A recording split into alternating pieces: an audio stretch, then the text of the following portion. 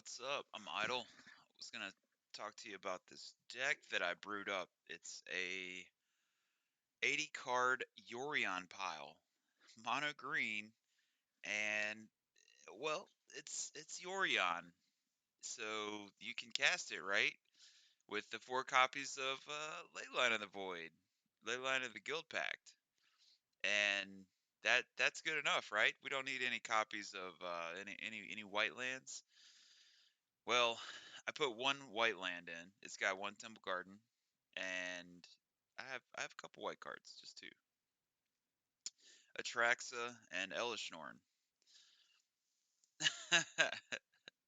So I went to an RCQ. This whole thing was a iteration after iteration of making some different mono green decks. The first one, was like pretty baseline, and I was at 64 cards. And the spice is Ulamog. Yeah, I don't even know if you call it spice. The big bombs are Ulamog and Wakeroot Elemental. Being Ulamog is just as fatty. You cast it for a shitload of mana, which Mono Green's gonna have, and the Wakeroot Elemental is just going infinite. So you need 13 mana total if he's in your hand and 8 devotion on the field. 13 mana in hand and 8 devotion on the field to go infinite with Wakeroot. So you need a lot of lands. The point would be you reanimate your lands. They pay 5 green, untap target land you control becomes a 5/5 elemental creature with haste, and it's still land. So, in case you don't know the way this works, Wakeroot Elemental comes into play. Let's say you have the 13, you have 8 devotion. 13 minus 6 is 7. You've got 5 left. You got 7 left, so you use 5 of it to reanimate Nykthos. So you need a couple things on the field already, but this is saying you're at the baseline, you've got some devotion, you've got lands on the field, and you're going to slam Wakeroot. Slam Wakeroot, reanimate your Nykthos, tap 2, you've got 5 left floating. Hold up.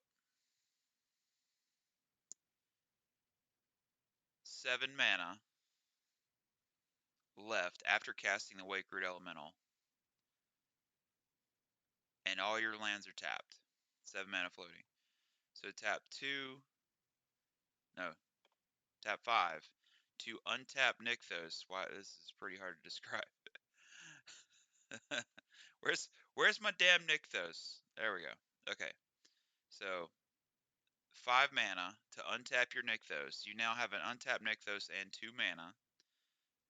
You have a 5/5 Nykthos, and if they can't respond, it's better, but also this is a very very kind of unheard of. I feel like it's not mainstream yet, so I don't think people know about it until they see you animating all your fucking lands to kill them, and then it's a good day.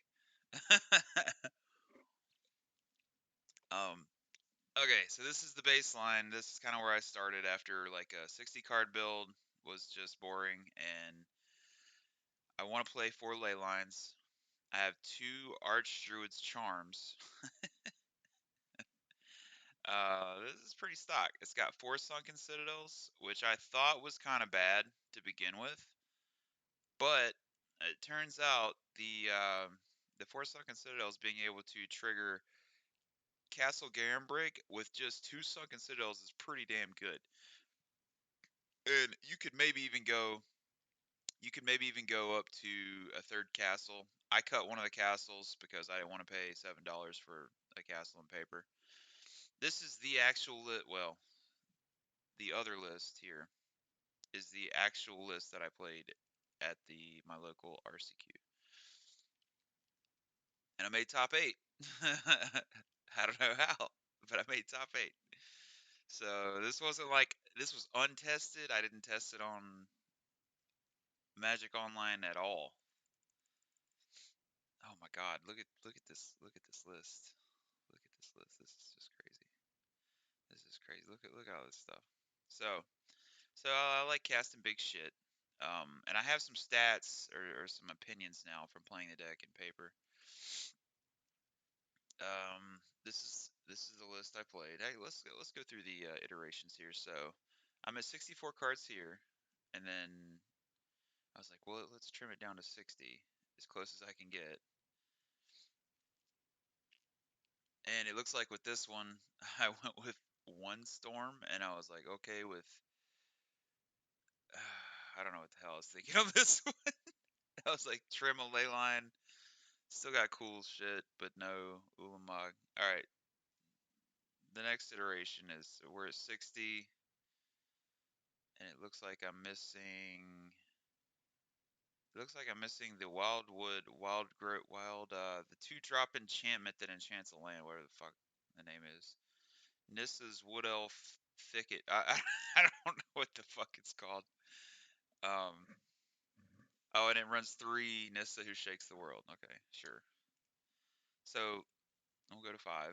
Now, I really, as a mono green player, if you've played mono green, obviously Bolt the Bird is the thing to do. So when you play your little elf, you got your 8 elves. You play your little elf, they're gonna bolt it. Wolf Willowhaven. I was so close. You play your little elf, they're gonna bolt it. So I was like, well, okay, what if I like put Agatha's Soul Cauldron in to be like a Yawgmoth deck, and then I can turn my old Growth Troll into a land, into a forest. I'm like, that's a good idea. But I mean, maybe in a 60 card deck where you're only running like, okay, 9 technically, because Sylvan Carry did. So you have 9 cards that are gonna be able to trigger the Soul Cauldron. So every time you draw the Soul Cauldron, you can imagine that almost every deck plays removal, just about every deck. So it's like always going to be turned on. On paper, it seems like a good idea, but I ended up cutting it sadly. Maybe one day I'll get brave enough to try it. But so this is 68 cards. This is the progression of how I got to frickin' Yorion. And I saw another list after this list. I saw another list that had 4 of the Ulvenwald Oddity. It is a 2. You probably know what it is. It's the 4/4 trample haste 2 and 2 green that flips into like a mini overrun. It flips into an 8/8. Let's see if I can flip it or something. Okay, well you can just read. For 7 mana, you transform it and turns it to an 8/8. Other creatures you control get +1/+1 have trample and haste. So if you have a bunch of like little elves in the field, they all matter, and usually people don't see it coming. It's a good card. I mean, it's a good card, and it was fun to think that you could run so much, I guess, aggro sort of with 4 copies of this dude with haste, because you don't expect mono green to have haste. Um, you know, there's one thing I wasn't able to get a tribute to the world tree in paper. I would have liked to have a tribute to the world tree in paper to run in this deck, I believe, and maybe over some of the like big bombs. And anyway, no tributes to the world tree. 1 copy of Nissa. The big bombs are Elder Gargaroth, Elish Norn, and Silverback Elder. That's all 5 drops. The Cavaliers, of course. Still 2 copies of Archdruid's Charm. Those were really good every time. I don't know about 4, but the 2 was fantastic. Wakeroot Elemental, the Ulamog. So that's like, man, oh, I've got some opinions on these with the 80 cards. Um, Cityscape Leveler, amazing. And then Atraxa, never cast it. Can you believe that? I never cast Atraxa. So the thinking, the thinking process behind the Atraxa is like some decks are running the 5-drop of Nicol Bolas, the Planeswalker, and down ticking it to kill something on the turn it comes in. Cool. I don't think that's where the format's at right now. killing one permanent isn't gonna save you. Like everything is about going wide. It seems like at least the little RCQ I went to today was like that. Oh my god. So I played 6 matches in the Swiss and then one in the top 8, and then got swiftly demolished by none other than Collins Mullen twice. Once in the Swiss to see he was my one loss, and then I played him. I got matched against him in the top 8, and I was like, "Oh, good to see you again, motherfucker."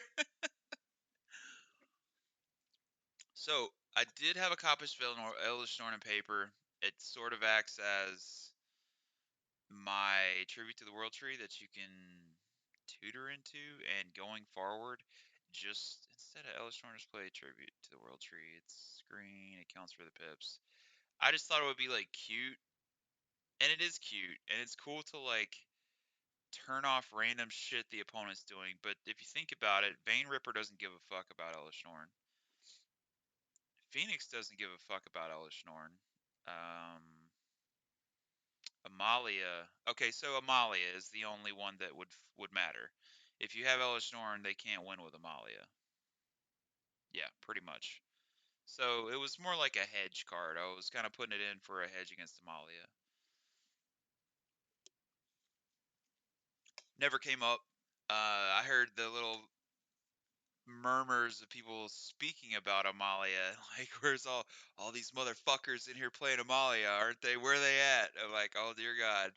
And I just chose to just not face Amalia, and I respected it. I had 2 copies of Gather Courage in my sideboard, but I didn't play it. Somehow I dodged the match, so thank God. But honestly, it was like an uphill battle all day. And I'm not saying that just to be like, yo, I'm fucking strong. It was just an uphill battle. Like every match was like unfavored, and somehow just by the skin of my teeth, like I kind of pulled out. It was crazy. So 80 cards, one Temple Garden just to hedge for the Elesh Norn, and maybe like one pip of the Atraxa. I just want to say, so back to the Nicol Bolas. The Nicol Bolas is it requires let's just say you have Leyline of the Guild Pact on the board. Fat fucking chance. In 7 fucking matches, I had it once for free. I maybe cast it like 3 times. The games were so fast, and maybe if I had different matchups, it'd be different. And it would. I was like nothing but aggro today. Nothing but aggro. There was like Phoenix, Is It in Soul, Rakdos mid, and then Rakdos sacrifice. I'm blanking on some of that. Anyway, what you'd expect. Oh, Boros heroic. Wait, that's 5. All the matches were fun though. I say it was uphill battle. It was a lot of fun. There were some very good matches, some very memorable moments. Um, and I'll go through some of them in a minute. So the Nicol Bolas being black, black, black, red, blue means that in order for you to actually cast it, let's say you're not hitting it off Storm the Festival, means you have to have. I mean, you can use Nykthos. You have to have 5 separate lands on the field, which is kind of a tall ask, and you have to use your entire turn to play Nicol Bolas to destroy a creature, or maybe just keep taking it up, which is cool. If you're not under pressure, then you could just sit there and play the long game. So, like, if you're playing Blue White Control, hell yeah, Nicol Bolas, let's go. Or that might be the only matchup. I know there was Blue White Control out there. I know it. There's people that are just actually the one guy that wanted to draw into top 8. I bet you he was on Blue White Control because like I could see his neck beard, and he just looked like he was a Blue White Control player. Something funny also that I noticed in the top eight, there was only one person with a neck beard in the top eight, and he was it. Also, Collins Mullen did not have a neck beard, and I mean, he has this air about him. You can just like look at the guy, and you're like, dude, he looks like he's good at magic. You need to watch out for that motherfucker. You can tell he came here to fucking play. Um, Also, I guess the Sylvan Carrots can cast white as well if you need to, or like one pip of the Atraxa. The Atraxa never came up, never drew it. I did see it off of a storm, wasn't ever able to cast it. So I guess move on to a couple memorable. Well, let me go over the sideboard first. Gather Courage, 2 copies of Gather Courage, 2 copies of Pick Your Poison, the Haywire Might, Damping Sphere. Now, the Damping Sphere is more like a tool against Phoenix because I mean I can still win without Nykthos. You can still win without Nykthos. But like Phoenix is gonna have a hell of a time playing through a damping sphere. And then if for some reason it's that godforsaken Lotus Field deck, I mean I don't mind. Let's put a damping sphere. Let's go. At least 1 copy. I was like considering 2, and I was like, let's not do 2. Stone Brain for I don't know, Amalia, probably Amalia. They just can't win if you can Stone Brain them quickly. The Hearses is for Phoenix. Not sure if it's good enough. Like, obviously, probably want like Rest in Peace if you're playing white over to that. I don't know if this is good enough. It didn't come up. It seems like if you can just shut them down a little bit and you get out an early unlicensed Hearst, maybe it's good enough. Godfair statue. I'd like it against Blue White Control. Maybe you play it against Phoenix. I don't know. You'd have to get lucky in some busted opening with like Leyline and Nykthos. So, Cityscape Leveler, there's 2 copies. There's one in the main and then one in the side. I would basically swap out like Ulamog on almost every match because every match was fucking aggro. Um, the coveted the coveted turn would be like something I would love to do would be turn 3 Ulamog against like blue eye control. I'd love for that to come up at some point in paper and just just like see their face and then just kind of like drink their salt tears. It would just be that would kind of complete something. Next is Portal to Phyrexia. I just miss having Karn. I mean, they need to just unban Karn. Was it really that bad? Is it really worse than like watching someone go through Lotus Field? I don't think so. It's probably the same, and people just like to bitch. 2 copies of Emrakul the Promised End, 4 Blue Eye Control, as far as I know. It seems like if they're Supreme Verdicting your shit, this is going to be easy to cast. If you have like a Planeswalker, an enchantment, a creature, a land,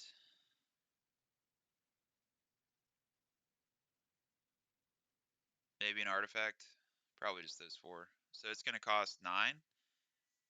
Hang on, the cake's done.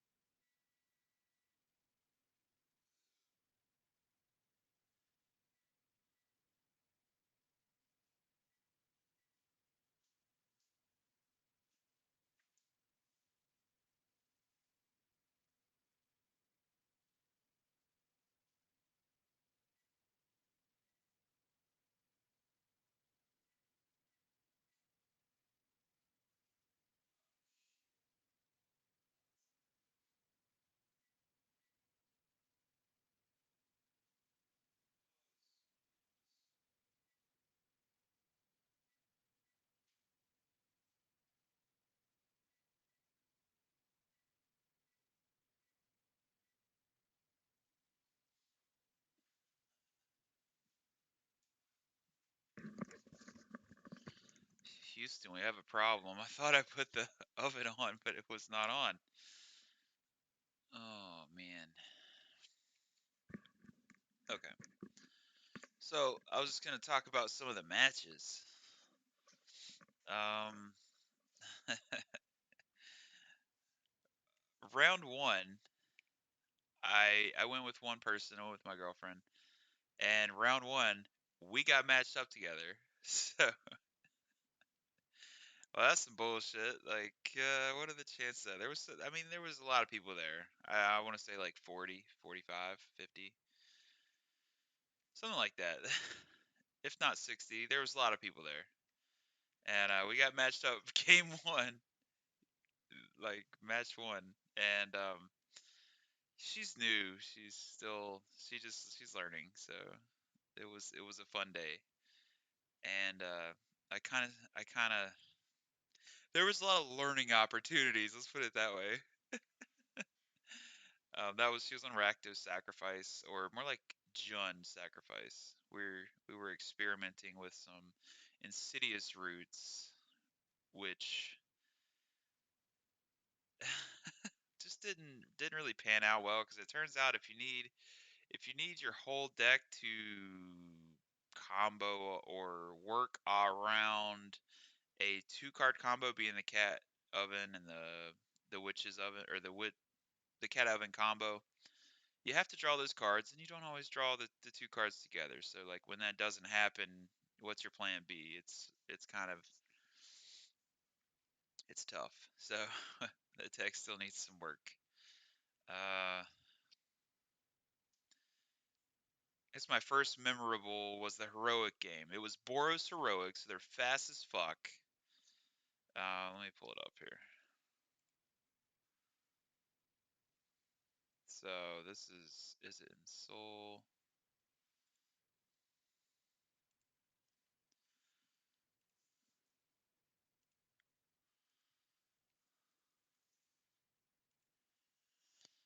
Boros heroic. Fuck it. Anyway, Boros heroic. So so these two Archdruid charms came into play. It was very nice. Um, there was a turn. I was at it was game. I don't know what game it was. I had a troll in the field. He had an Illuminator Virtuoso. It is a 1/1 with double strike, and every time you target it with a spell, it connives. So, since they play like 21 drop pump spells, that fucker can easily be like a 7/7 double strike on turn like 2 or 3. Easily on 3. Even a 10 double strike on turn 3. So, if you don't kill it the turn that it comes down, you are dead as fuck if you're mono green, because they will outsize your shit and you just die. So it was a very interesting turn. I after I had to choose, because I had like 4 mana on the field, an Archdruid's Charm in hand, a Troll in the field, and then he had the little 1/1 Virtuoso, and I had one Archdruid's Charm. So I was like, okay, I have a choice here. I can go get Nykthos and let him go off with his Virtuoso, or I can, in case you don't remember the 3 modes of Archdruid's Charm, search your library for a creature or land card, reveal it, put it on the battlefield tapped if it's a land, otherwise put it into your hand, then shuffle. So you can search for Nykthos, mode 1. Mode 2, you put a counter on your creature and deal damage equal to its power to target creature you don't control, which is a bite. So you bite the opponent's creature, and last is exile target artifact or enchantment, also cool text. So I had to make a choice, like, do I go get Nykthos and try to go off and let him go off for a turn? You know, I just decided to go with the killing of the Illuminate Virtuoso, almost always the correct choice, while he's tapped out, because if I wait till next turn, he definitely has a God's Willing or a protection spell, so I'm not going to wait for that. So I ended up killing the Virtuoso and just hope to God that he didn't play another one, and he didn't have another one. He played a 10th District Legionnaire, and it turns out I was at like 8. I think he was at 8 as well, because I was actually pumping him with my troll every turn. I was like, we're having an aggro race. But there was this very specific interaction where he was like at a 6-6 on his 10th District Legionnaire. My troll's a 5-5 from getting the first counter from Archdruid's Charm. And I'm like, okay, he has 3 cards in hand.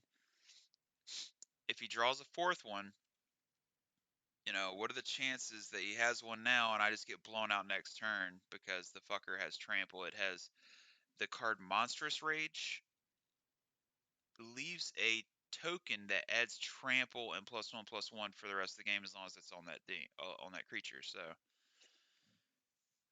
I had a 1/1 elf is not gonna do shit. He's just gonna run over me. So basically, I waited his next turn. He had 4 cards in hand, and I Archer's Charm added a counter to my creature to make it a 6/6, and bit his 10th District Legionnaire.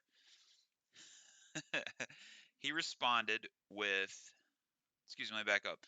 So he led with go to attacks and God's willing so that I can't block. Cool. I responded with Archer's Charm and bite your creature to kill it. And he responds with another protection spell to give it protection. And with his scries off of the 10th District Legionnaire's ability, he just sees like whatever that trample spell, you draw one, it gets +1 for everything in your graveyard, like God's Anger or God's something Anger. And he's like, well, if I had that in my hand, I would have won. And he was at he actually hit me for 7, and I was at 8. So I was literally at 1. Terrible match, unfavored and terrible matchup for green, mono green. It's tough, really fucking tough. But so that was something. And then the Rakdos matchup was fun because I believe that was the only time I actually got to do the Wake Root Elemental, but it came up, and he had I was at like I don't know 14 or 12 or something, and he laid Shieldred, and so I had all my shit on the field. I had Nykthos, I had like good devotion. I was just gonna go off and kill him. I start playing like like a Cavalier, and then triggering a draw, and then I played like another Troll, triggered a draw, then played the Wake Root, triggered a draw, and I'm like at 6, and I end up going down to 4. I take one more from something I put in. I can't remember. Anyway, I was at 4 when I started just triggering everything, and ended up killing him. In the next match, he had a Shieldred for the long time. He had a was it the Dross thing, the 6/6 flying that costs 4, and that's all he pretty much had. And I was also killing myself with Shieldred. He had a Shieldred on the field too after at some point, and I started going off again and killing myself with the draws. And oh, that's what I was at 4 that game. I went down to 4 that game, and then he had a Bone Crusher in hand, and he was swinging with the flying dude and a fucking little restless Vince. It's like an anime land, and had a flipped Pelucranos, and I blocked and gained some life and stabilized. But man, I mean, it seemed like it took 5 minutes before he was like, okay, damage is fine. He stomped like the elf or something. So I was at 4. He stomped the elf to trigger Dross's drain life when a creature dies. And then he was trying to say like, well, the elf is dead, I'm at 2. And he was like trying to say that when the creatures deal their damage, they die and then I lose the life and then gain the life, but then he called a judge and he's like, well, it happens all at the same time. So it was like, well, okay. So then I was at like 6, and that was it. So it was interesting. I was like, dude, where's your Rakdos? Where's your vampires? Where's your Vein Ripper brother? He's like, I'm just playing mid range. I was like, oh, I kind of assume that any Rakdos deck is mid range now, or any Rakdos deck has Vein Ripper in it, like no matter what, because it's kind of $40, oof, online, and I think 20 in paper. Who? Um, All right, so there was next was a Phoenix matchup. Man, I mean it was pretty just like everything. I'm really just kind of glad I didn't face Amalia. Amalia is really really tough. So the next one was the Phoenix matchup, and there was such a funny. I mean, this dude was like on his shit. Like he was playing very well with Phoenix and like remembering all his triggers and stuff and Ledger Shredder triggers, but he had these fucking lands that were in other languages, and like signed and cool on you. Do your thing if you want your lands from other languages and signed by artists. Cool, fine, but it's also nice to be able to read the fucking cards and know what they do. So he had some kind of German disdainful stroke. Okay, I don't know the art. The art's some weird alternate art or some bullshit. And he's like, it came to this weird turn. I had 11 mana floating. I'm tapped out. I have a Cavalier and a Storm in hand, conveniently. And it's a pretty critical turn. I'm like, all right, I have 11 mana. I'm going to play the Cavalier. And then if he counters it for some reason, or like he's been playing Aether Gust, then he can Aether Gust that and then I'll Storm off. So he's like, I'm going to play this 2-drop card. And I don't know what the name of it is, but it counters your creature that you're playing. It counters your Cavalier of Thorns because it's a 4-drop, a 4 or more converted mana cost. And I'm like, I can't read that. So I'm supposed to take your word for it that this card is what you say it is.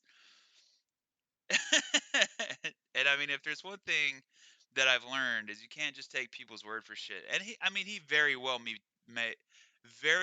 may be telling the truth, but we're playing for money, man, and people do stupid shit like that. So he was like, oh, let me look it up on my phone. And I was like, yeah, dude, that's fine. Just look it up on your phone, whatever. And he couldn't find it. He calls the judge. The judge's like, yeah, that's it. And so it was a disdainful stroke. That's fine. Cast my storm and hit like Kiora and another Cavalier. Just went off, and that was funny. Oh man. All right, so the next thing, I played Colin Mullins in there somewhere, but I want to talk about the next thing was in the same Phoenix matchup. There was this. Actually, it was game three, and he was just killing all of my green shit. He's like, "Oh, cool. What? I have a Pelucranos." I'm like, "Yeah, I got a blocker for air." He's like, "Lightning axe it." I had like a Cavalier, and somehow he killed that too. Okay, dude. So not looking good on the devotion side.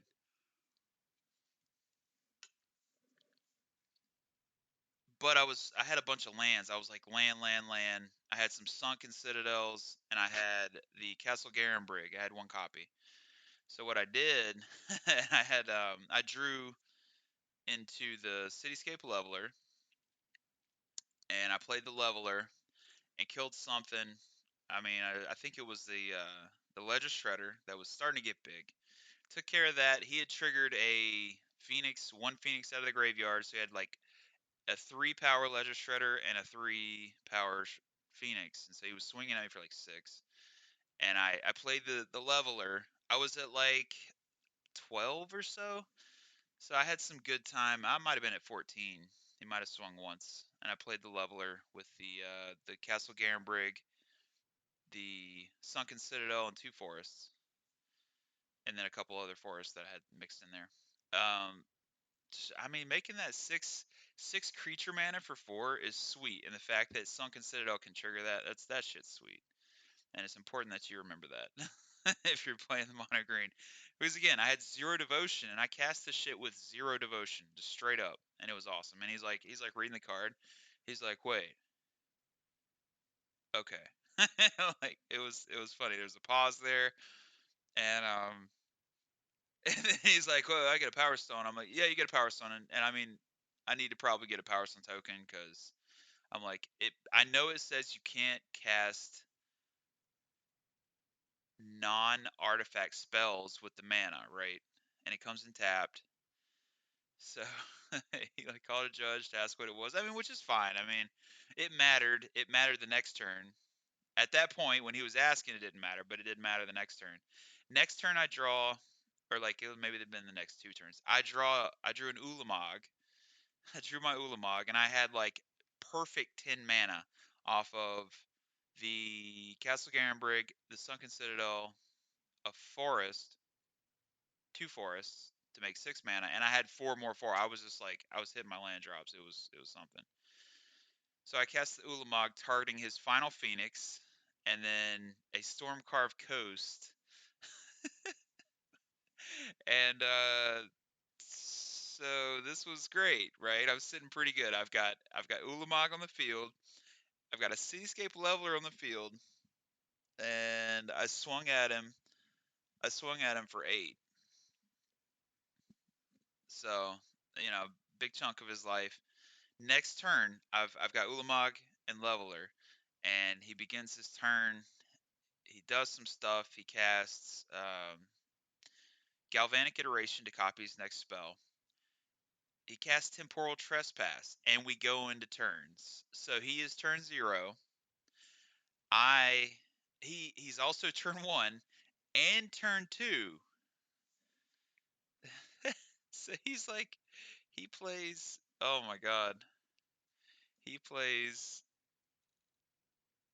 He's got three turns, and I get my turns after that. So I'm sitting there on the field. I just kind of sit back. So, I mean, there's nothing I can do. I'm just chilling, hoping that he doesn't trigger. Like I think he had one or two phoenixes in the graveyard, and he had two cards in hand, and he like gets himself worked up here, and he's got 4 lands on the field. He doesn't have a lot of mana. I'm like, worst case, maybe he draws a phoenix and just plays it and swings a couple times.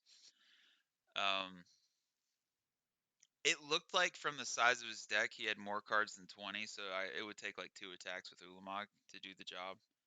But okay, so I lasted the till my turn. It went 0, 1, 2. I was turn 3. But before that, he goes Galvanic Iteration. I'm gonna pitch a card and cast Lava Axe under Ulamog, and I'm like, it resolves. And he's like, I'm gonna copy it, and I'm gonna target Ulamog, 5 more damage to Ulamog. I'm like, it resolves. Indestructible. And he was just kind of like looked at me like, what? I was like, dude, what?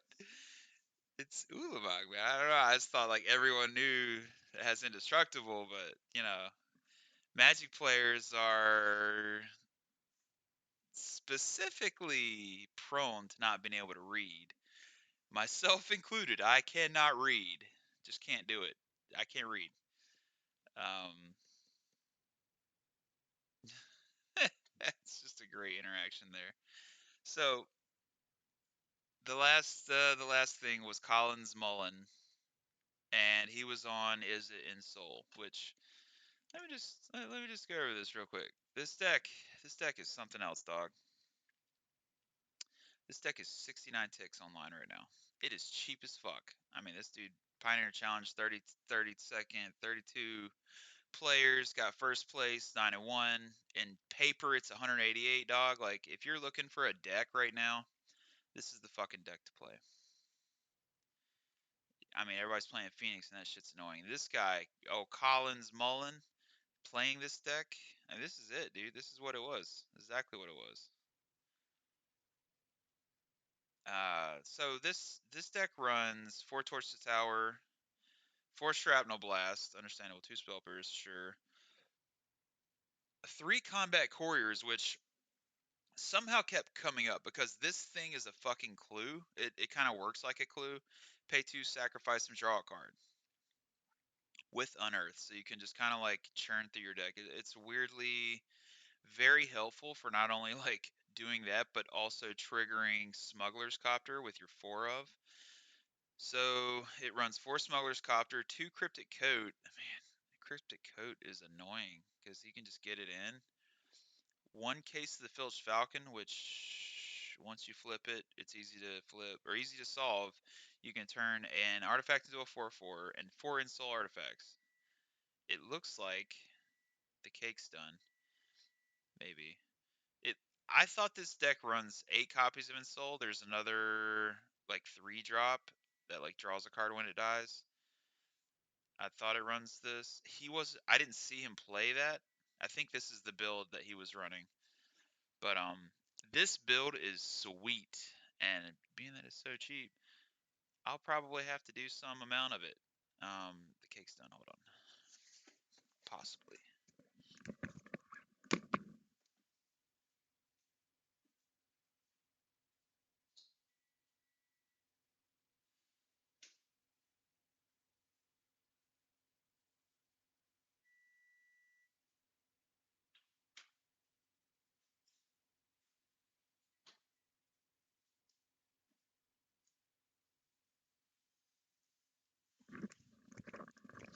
Oh yeah, golden brown, perfect. um, so this deck slaps. The Acroan War is nice. Rampaging Ferocidon. Yup. All that seems like it's good stuff. Seems like a solid ass deck. So that's what he was on. And dude, I mean, he didn't miss a trigger, man. The way he's like stacking his triggers and Inti mixed with Smuggler's Copter and like turn one Spyglass being able to crew Smuggler's Copter with anything. I mean, God, anything coming into play. This deals a damage. Cruise, Smuggler's Copter, swing with Inti getting that infinite value because all your cards cost like 1 or 2. So anything you hit off the top, you're gonna be able to play. This deck is so lean and so good. Really like this deck. And going forward, this is probably about what I'll play. This is nice. So, Collins Mullins made second, and that's what you need to get to your invite. So it's like what, day 2 of the first weekend, like the second day of the first weekend, and he's already got locked in for his RCQ invite or his RC invite. What a guy. What a fella. So I think that pretty much covers it. Got into top 8 with a draw, drew in, and I was 4-1 when dude was like, "Yeah, you want to draw?" And he's like, "We're both in top." We both pretty much would be in top 8 unless some weird shit happens. Probably should have played, chose to draw, and then ended up playing Collins Mullen in the top 8, and I was like, "Whoa, yeah." I just got absolutely whipped. Game 3, did I even beat him? No, I think I got 2-0'd. Yeah, game 2, I mulled to 5, or mulled to 6, and saw Polukranos where I could block. I had 1 land and a dream. I just needed to flood, and I didn't, and I was like, that's good. I'm going home. I've been up all night, and it was now like 6 p.m. Yeah, I was like, my brain was a potato, and my goose was cooked. Anyway, I hope y'all enjoyed the coverage of this brew that I just kind of cooked up, and I was like, dude, the reason for playing Yorion, I was like, I want to play more cards. I like all these cards. These all mono green cards are great, right? But I want to play more cool shit. I want to play Atraxa. I want to play Wake Rhythm. I want to play Cityscape Leveler. I want to play Ulamog. I want to play Elishnorn. The Silverback Elder is really cool. I normally end up using the For Life, but it just happened whenever he came out. It was like I was actually just searching for Nykthos to try to really, really go off. I wasn't under any pressure, so fun card either way.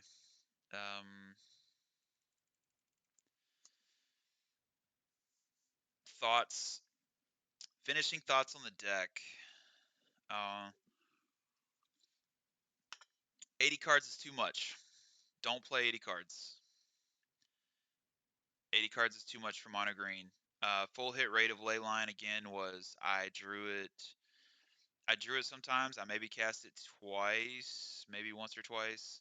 I got it into play for free out of 7 matches once. I mean, yeah, you can't really be surprised. It's 80 cards, but damn, motherfucker. Like, I need some of those busted draws. I'm looking for that turn 3 Ulamog in a tournament. So I've got to get it down to like close as I can to like 60 or something, man. I feel like these Uvenwald oddities are nice, and maybe like if you can figure out how to work in one. If you had it to 60, the two's probably fine. The Archro's charm, like you start getting to 4, and then the storms get bad because you're not hitting. You don't have enough hits off your storm. We're gonna cut Elishnorn like future because it just doesn't do enough. The format isn't like it's not really what it's about. Except Amalia, but whatever.